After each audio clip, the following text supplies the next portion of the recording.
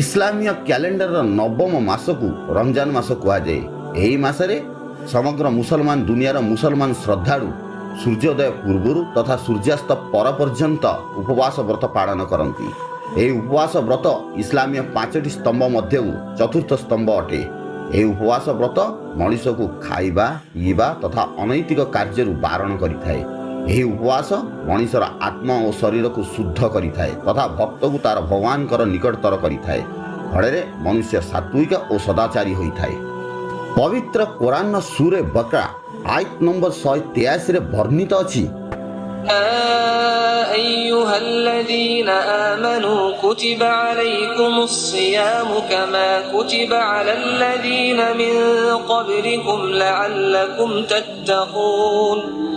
हे ସଦ୍ବିଶ୍ୱାସୀଗଣ, ତୁମମାନଙ୍କ ପାଇଁ ଉପବାସ ପାଳନ କରିବା ଅପରିହାର୍ଯ୍ୟ କରାଗଲା, ଯେପରି ତୁମ ପୂର୍ବଜମାନଙ୍କ ପାଇଁ କରାଯାଇଥିଲା, ଯାହାଫଳରେ ତୁମେ ସଦାଚାରୀ ହୋଇପାରିବ। ଏହି ପବିତ୍ର ମାସର ବିଶେଷତ୍ୱ ହେଲା, ଏହି ମାସରେ ପବିତ୍ର କୋରାନ ଆଲ୍ଲାହଙ୍କ ଦୂତ ଜିବ୍ରାଇଲଙ୍କ ଦ୍ୱାରା ମହାପୁରୁଷ ହଜରତ ମୁହମ୍ମଦ ସଲ୍ଲଲ୍ଲାହୁ ଆଲୈହି ୱସଲ୍ଲମଙ୍କ ନିକଟରେ ପବିତ୍ର ଶବେ କଦରର ରାତିରେ ଖ୍ରୀଷ୍ଟାବ୍ଦ 610ରେ ଅବତୀର୍ଣ୍ଣ ହୋଇଥିଲା, ଯାହାକି ସୂରେ ବକରା ଆୟତ ନମ୍ବର 185ରେ ଉଲ୍ଲେଖ ଅଛି।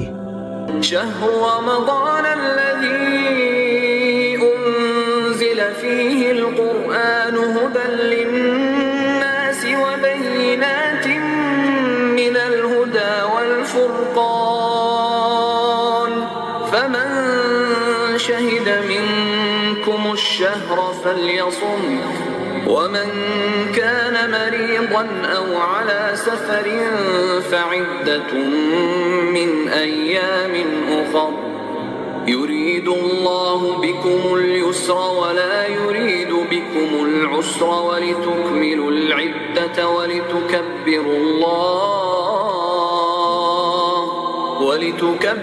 الله على ما هداكم ولعلكم تشكرون।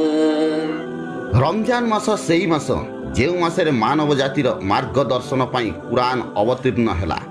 ଏଥିରେ ଲୋକମାନଙ୍କର ମାର୍ଗଦର୍ଶନ ସକାଶେ ସ୍ପଷ୍ଟ ପ୍ରମାଣ ରହିଛି ଏବଂ ଏହା ସତ୍ ଓ ଅସତ୍ ମଧ୍ୟରେ ପ୍ରଭେଦ କରିବାର ଏକ କଷଟି ମଧ୍ୟ। ତୁମମାନଙ୍କ ମଧ୍ୟରେ ଯିଏ ଏହି ମାସରେ ଘରେ ଉପସ୍ଥିତ ଥାଏ ସେ ଏଥିରେ ଉପବାସ କରୁ ଏବଂ ଯିଏ ଅସୁସ୍ଥ ଥାଏ କିମ୍ବା ଯାତ୍ରା କରୁଥାଏ ସେ ଅନ୍ୟ ଦିନରେ ଉପବାସ ପାଳନ କରୁ। ଏହି ସଂଖ୍ୟା ପୂରଣ କରିଦେଉ। ଆଲ୍ଲାହ ତୁମମାନଙ୍କ କାମକୁ ସହଜ କରିବାକୁ ଚାହାନ୍ତି, ମାତ୍ର ତୁମମାନଙ୍କୁ ଅସୁବିଧାରେ ପକାଇବାକୁ ଚାହାନ୍ତି ନାହିଁ। ସେ ଚାହାନ୍ତି ତୁମ୍ଭେମାନେ ଉପବାସ ସଂଖ୍ୟା ପୂରଣ କର ଓ ଆଲ୍ଲାହ ତୁମର ମାର୍ଗଦର୍ଶନ କରିଥିବାରୁ ତାଙ୍କର ମହିମା ଗାନ କର ଓ ତାଙ୍କ ପ୍ରତି କୃତଜ୍ଞ ହୁଅ। ରମଜାନ ମାସର ଶେଷ ଆଶ୍ରର 10 ଦିନକୁ ନିଜାତ ବା ନର୍କ ନିଆରୁ ରକ୍ଷା ପାଇବା। ରମଜାନ ମାସର ଏହି ଶେଷ 10 ଦିନ ଇସଲାମ ଧର୍ମାବଲମ୍ବୀଙ୍କ ପାଇଁ ବିଶେଷ ଗୁରୁତ୍ୱ ବହନ କରେ।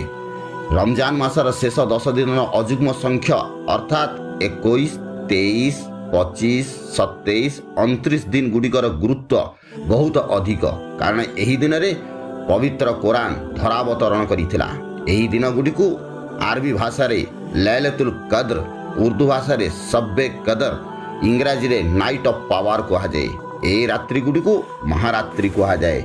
ଏହି ମହାରାତ୍ରିର ଗୁରୁତ୍ୱ ବର୍ଷର କୌଣସି ରାତିର ସମକକ୍ଷ ନୁହେଁ।